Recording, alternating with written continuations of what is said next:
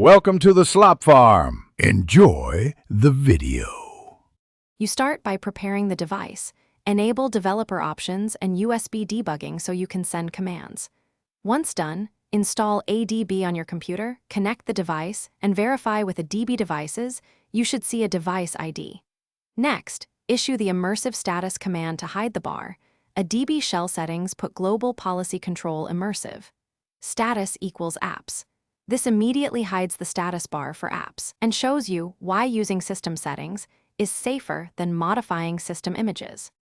You now make the change persistent inside apps or system layers. For apps, call Window Insets controller. Hide Window Insets. Type status bars or set system UI flag immersive sticky. This explains why users can still swipe to reveal.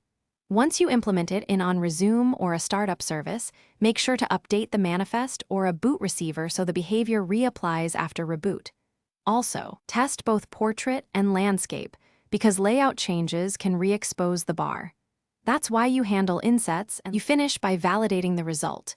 Reboot the device, open multiple apps, and check the lock screen to confirm the bar stays hidden. If the status bar returns, make sure no accessibility app, vendor overlay, or third-party launcher is overriding immersive settings. Uninstall or disable them to isolate the cause.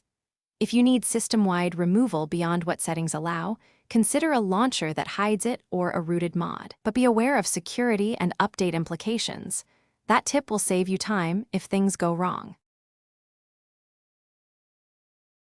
Thanks for watching. Consider subscribing if we helped you today.